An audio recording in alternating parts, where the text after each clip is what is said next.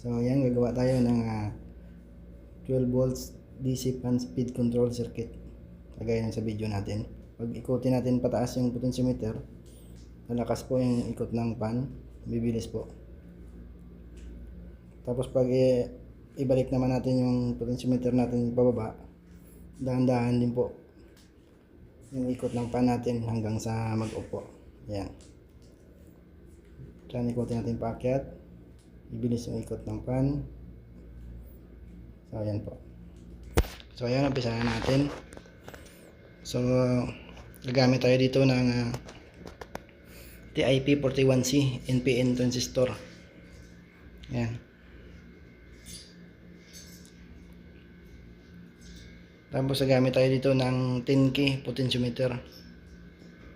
Ayan.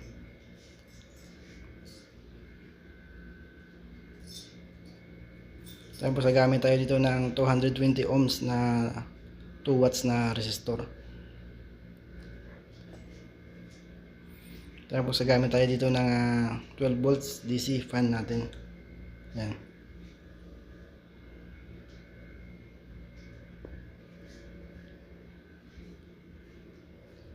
At saka gagamit tayo dito ng 2 jumper wire, no? Ito yung gagamitin natin sa input side natin mamaya. So yan, itabi ko lang at saka umpisa na natin.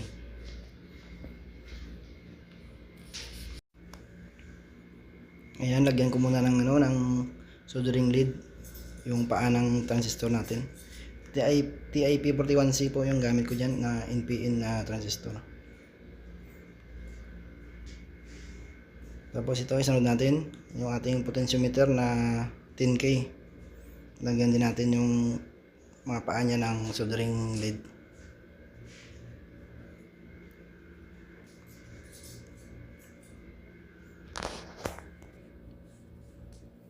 So ayan, umpisahan natin. So ikabit na natin yung potentiometer natin. Yung pin 1 nya i-connect natin sa emitter side ng transistor natin.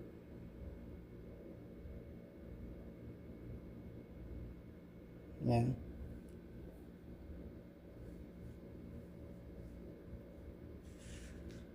Tapos yung ito isunod natin yung 220 ohms, yung isang paa ng 220 ohms na resistor natin, i-connect natin sa pin number 2 ng potentiometer. Tapos yung kabilang paa ng resistor natin, i-connect natin sa base ng ating transistor. So yan, na-connect na natin.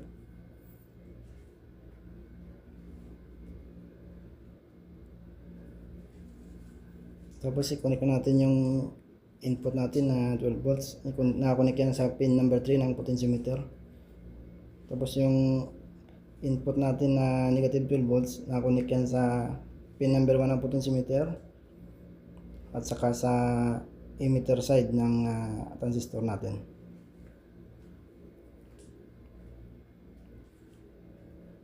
So yan, nakonect na natin. So i-connect natin yung ating 12 volts fan. Ito yung load natin. Yung positive ng 12 volts pa natin, connect yan sa positive input din natin. So yan, sa pin number 3 ng potentiometer. Tapos yung negative side ng pan natin, connect yan sa collector ng transistor natin.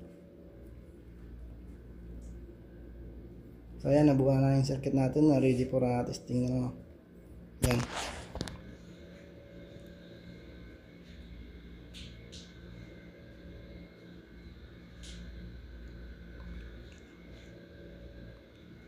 So ayan yung circuit natin.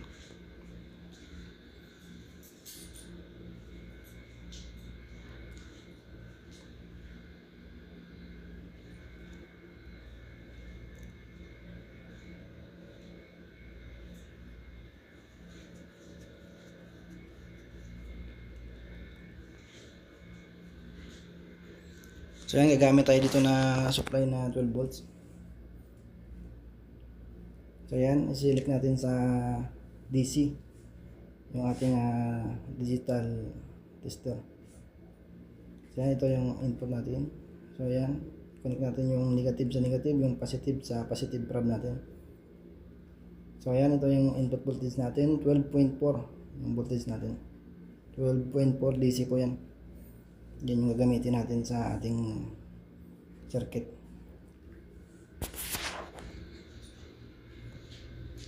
Ayan yung voltahe niya, 12.4 DC.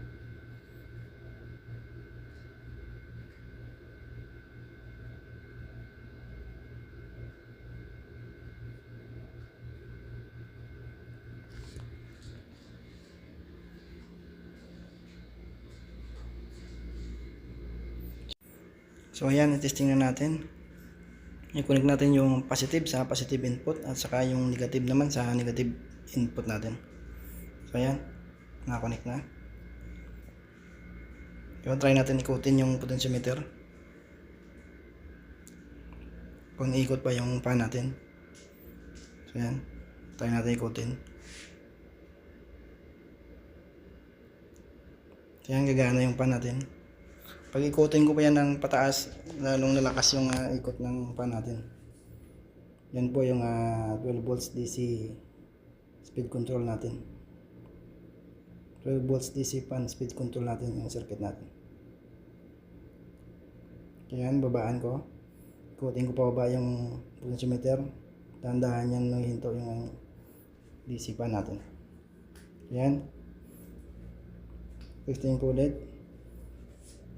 Try ko na ikutin pa taas. Yan. Masabay po yung pan natin sa pag-ikot ng potentiometer natin.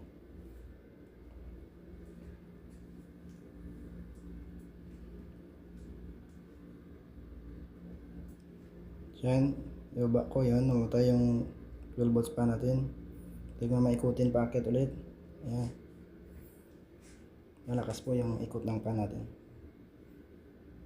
Bibilis po yung ikot niya.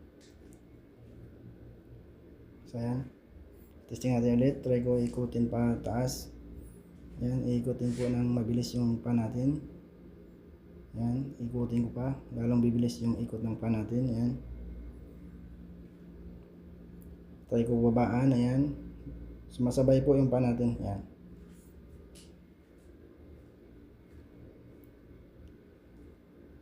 Ayan, try ko testing ulit. Ayan.